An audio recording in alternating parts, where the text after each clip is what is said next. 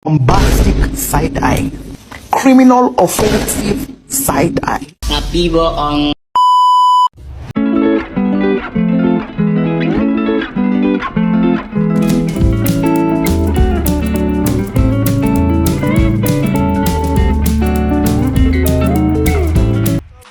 A few moments later.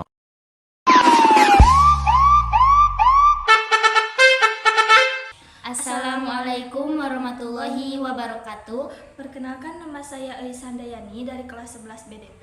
Dan perkenalkan, nama saya Desita Anggrian dari kelas 11 BDP. Di sini kita berdua akan menjelaskan tentang alur transaksi. Mari kita simak video berikut ini.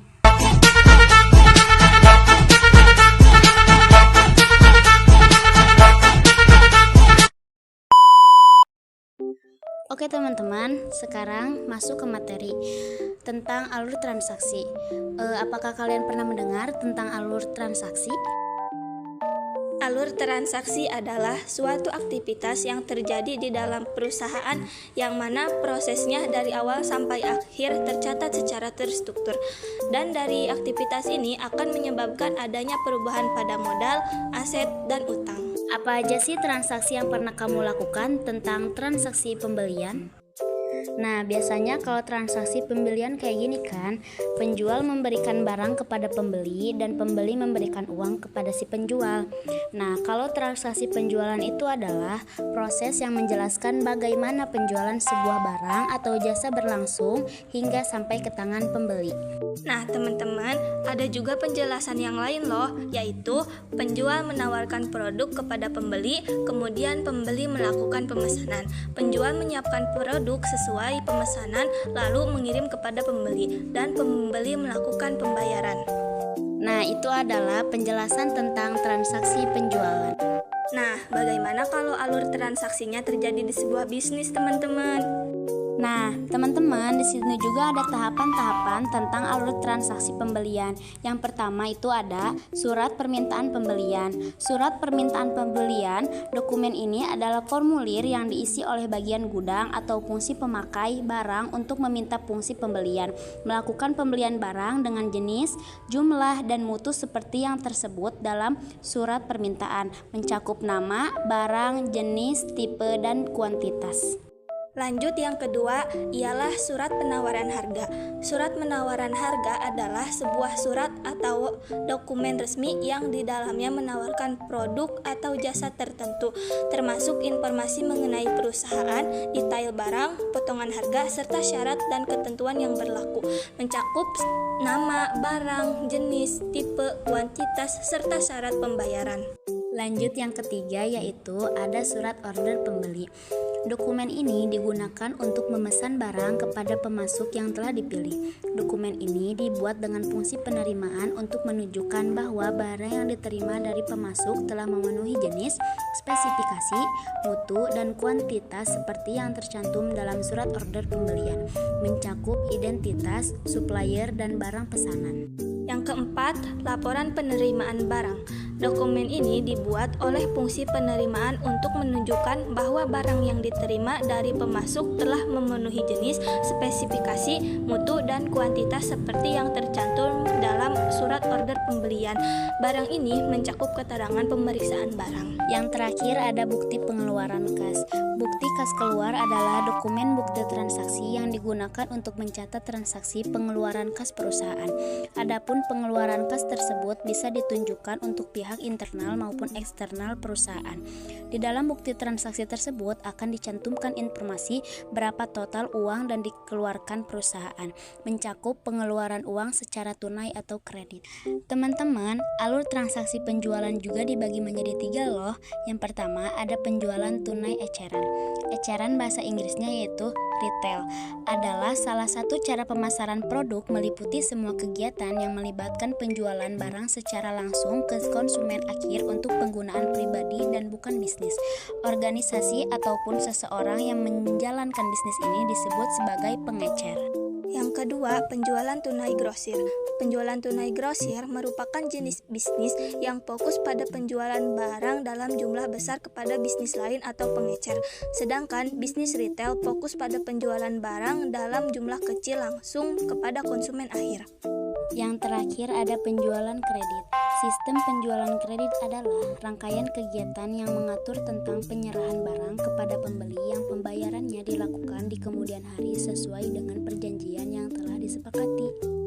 Nah, di sini ada alur transaksi penjualan tunai eceran atau retail. Yang pertama ada pelayanan pramuniaga. Pramuniaga memiliki fungsi dalam bekerja yaitu membantu para pelanggan yang sedang mencari barang yang dibutuhkan dan menawarkan sebuah produk merek tempat mereka bekerja. Oleh sebab itu, pramuniaga dapat dikatakan sebagai faktor utama dalam penjualan di toko retail. Lanjut yang kedua, ada kasir. Secara garis besar, tugas-tugas pokok seorang kasir meliputi menerima pembayaran, mengurus truk pembayaran, membungkus belanjaan, dan memantau transaksi yang berlangsung baik dengan kartu kredit atau debit maupun uang tunai. Tugas-tugas ini jelas penting loh. Yang terakhir ada gudang. Gudang adalah tempat penerimaan, penyimpanan sementara, dan persediaan part, material, dan barang yang akan dipakai untuk kebutuhan produksi atau support produksi. Teman-teman, lanjut ke materi penjualan alur tunai grosir. Yang pertama ada permintaan pelanggan. Permintaan pelanggan adalah keinginan konsumen membeli suatu barang pada berbagai tingkat harga selama periode tertentu pada suatu daerah geografis tertentu. Penjelasan di muka dapat ditulis dalam bentuk persamaan matematis yang menjelaskan hubungan antara tingkat permintaan dengan faktor-faktor yang mempengaruhi permintaan. Yang kedua ada negosiasi. Negosiasi menurut KBBI adalah sebuah proses tawar-menawar. Proses tersebut dilakukan dengan jalan berunding untuk mencapai sebuah kesepakatan secara bersama. Kesepakatan tersebut dicapai antara satu pihak, bisa berupa sebuah kelompok atau organisasi, dan pihak bisa berupa sebuah kelompok atau organisasi. Yang ketiga ada surat perjanjian. Jadi, secara umum surat perjanjian kesepakatan merupakan surat yang berisi kesepakatan antara dua pihak atau lebih untuk melakukan hal-hal yang telah disepakati oleh pihak-pihak tersebut. Yang keempat ada membuat faktur. Pembuatan faktur secara umum. Biasanya suatu produk yang baru dibeli oleh pembeli kemudian akan difakturkan. Dalam hal ini, difakturkan adalah suatu proses penjual yang membuat faktur untuk kemudian menagih sejumlah biaya atau uang kepada pembeli. Memeriksa barang yang dijual. Memeriksa barang yang dijual ialah kegiatan yang melibatkan dua pihak atau lebih, di mana pembeli menerima barang, jasa, aset berwujud atau aset tidak berwujud dengan imbalan uang. Dalam beberapa kasus, pembayaran dapat dilakukan menggunakan aset lain. Menerima pembayaran. Menerima pembayaran adalah suatu sistem yang mencakup seperangkat aturan, mekanisme, dan lembaga yang digunakan untuk melaksanakan pemindahan dana guna. Lanjut, membuat bukti transaksi. Membuat bukti transaksi bermanfaat untuk mengetahui pihak yang sedang bertransaksi untuk mengetahui tanggung jawabnya. Hal ini biasanya tercantum dalam dokumen bukti transaksi sebagai yang menerbitkan surat tersebut. Manfaat kedua dari bukti transaksi adalah sebagai bentuk konfirmasi. Nah, yang terakhir ada mengirim barang yang dijual. Mengirim barang yang dijual adalah kegiatan pemasaran untuk memudahkan dalam penyampaian produk dari produsen kepada konsumen. Manfaat pengiriman berdasarkan definisi sebelumnya adalah kegiatan pengalih pindah tangan kepemilikan suatu barang atau jasa. Nah, di sini juga ada tahapan-tahapan alur transaksi penjualan kredit loh teman-teman. Yang pertama ada surat permintaan pembelian. Isi dari surat permintaan barang umumnya adalah nama barang yang dibutuhkan, spesifikasi, jumlah, dan catatan lainnya. Kamu juga bisa menambahkan alasan mengapa harus membeli barang-barang di atas untuk kelancaran pekerjaan kamu dan tim. Yang kedua ada negosiasi.